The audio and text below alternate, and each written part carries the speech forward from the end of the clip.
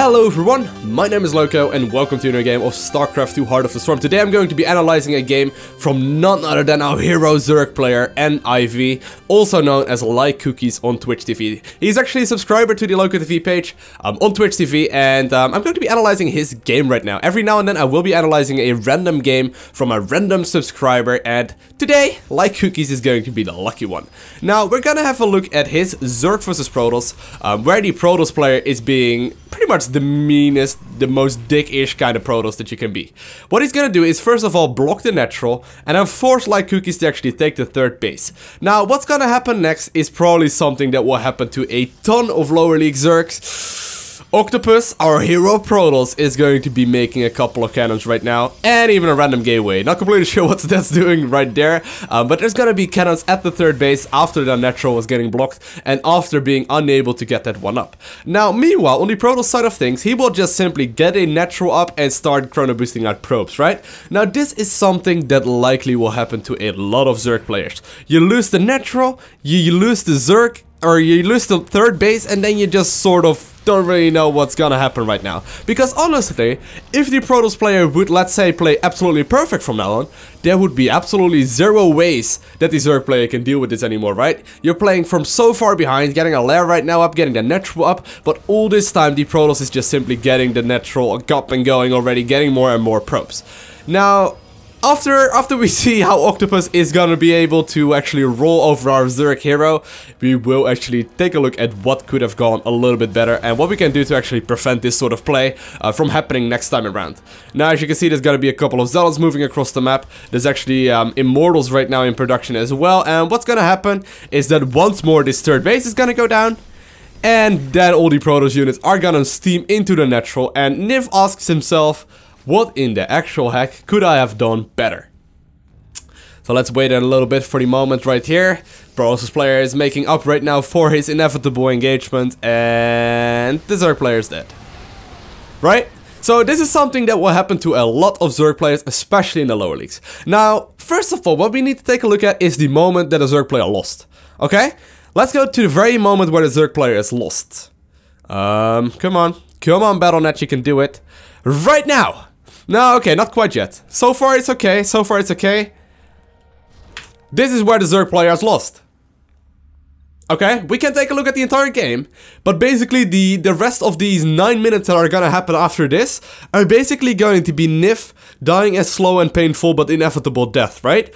I always like to think of the Protoss player as someone who is playing absolutely perfect, which would mean after losing your third base, which is gonna be happening in about a minute or so, after losing this base, there's absolutely zero ways that Niv can come back in this game.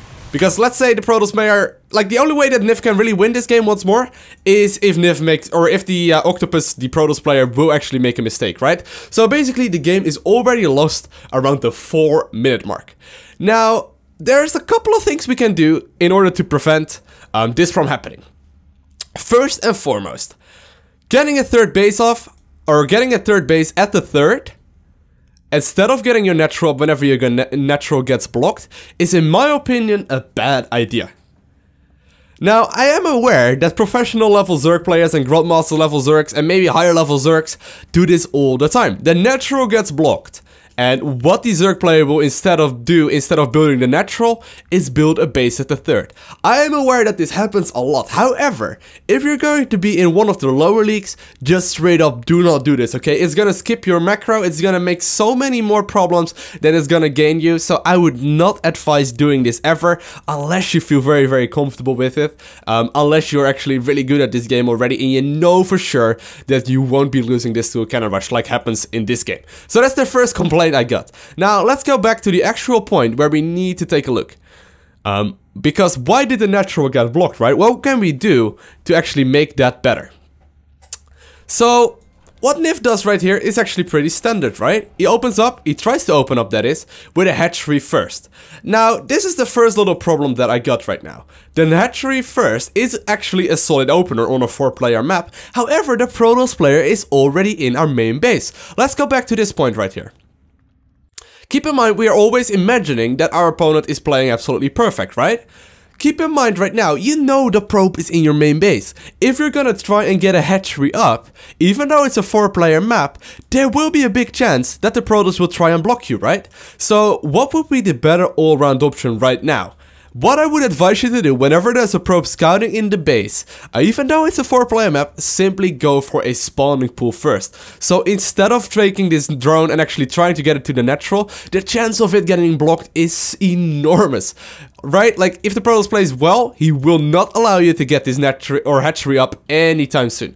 So instead what I would do, the first change I would make is just simply open up with a pool first. And honestly, if you're going to be around this level of play, around gold, somewhere to like Platinum League, anywhere below that, I would advise you to open up with a pool first every single Zerg versus Protoss. There is a slight advantage in going hatch pool opposed to going pool hatch, but I would not take the risk because of exactly these type of games. So first and foremost, what I would do is actually get the spawning pool up. So we are going to assume that that is going to be up. Now, as we know, Nif is going to do that, and he's going to send a drone to the hatchery, or to the natural rather, and he's going to try and build a hatchery right now. Now, what's going to happen? A pylon gets thrown down. Now, even in this sort of situation, what you want to do right away is actually make sure you get the spawning pool going still. Even though you're at 300 minerals, as you can see, Nif actually timed this very well. Even though he's at 300 minerals, you want to make sure this spawning pool still gets up and running. Because even though, you know, the Protoss is being pretty annoying like this, if he's playing perfect, he's not gonna allow you to get his natural up anytime soon without Zerglings. So let's have a look at what happens and how Nif decides to respond.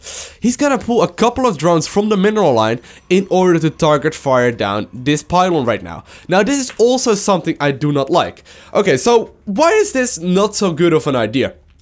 Well, first of all, these drones will probably not be mining for about a good... Maybe let's say if they would finish it off all the way. Let's say they would kill this pylon and it would take about 30 seconds, plus 10 seconds of traveling time, okay? That means that these probes will, or these drones each, will not be mining for about a good 40 seconds. Now, a drone mines for about 0.8 to 1 mineral a second, meaning that this little trick you're doing right here will cost you between 100 and 120 minerals at the very minimum. So doing this is a very poor decision. I would never go and do this because this is basically what's gonna happen. And we see another pylon going down, which means there's gonna be another 30 seconds, right? So this is going to be, even though Octopus is investing in this a little bit, this is not going to be a very good response to actually try and kill the pylon. A much safer choice would have been to simply gotten the spawning pool up, wait for it to finish, get a couple of Zerglings out, and then eventually take your hatchery. Yes, you're going to be piling up minerals, and yes, you're going to be around the 500 mineral mark before you can actually throw up the natural, but it's going to be a much better all-around option whenever you try to improve as Zerg. So basically what I'm saying is, do not do what Nif was doing in this game unless you're very comfortable with it. Do not get a third hatchery up like that. Simply play with a spawning pool first into a natural eventually. Now let's say one more scenario that we can actually discuss. Let's say that indeed you did go for a spawning pool first, and then your opponent decides to start blocking your natural, which he tries to get while the spawning pool is still in production.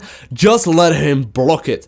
It is important to note that if a Protoss player decides to actually put down a pylon in your mineral line, it is very, very important to know that while this is all going on, he is delaying his gateway. As you can see, he's getting a nexus up, he's getting a forge up, but he is delaying his gateway by making a pylon in your mineral, or in your natural. So what he's effectively doing by making a pylon in your mineral line, or in your natural spot rather, is basically delaying the gateway, therefore delaying the cybernetics core, and therefore delaying any kind of timing push that the Protoss player can go for. That is very important to realize, because any kind of timing attack while he is blocking the natural is going to be about a 10 to 20 seconds delayed, which allows you to get another round of roaches out later on in the game. So long story short, don't overreact to Protoss shenanigans. Simply open up with a spawning pool first into a natural, and don't try to get a tricky third base up. So thank you guys all for watching. Have an amazing day. If you want me to analyze your game, make sure to hit the subscribe button in the comment section below, or in the description below. And other than that, have an amazing day, guys. Don't forget to smile. Bye! Hello everyone, my name is Lowko and welcome to a new replay analysis. Today we're not gonna take a look at a game of mine, but we're gonna take a look of Chill King's game. Chill King is a gold level Zerg and we're gonna have a look at what went wrong in this Zerg vs Zerg. Now Chill King is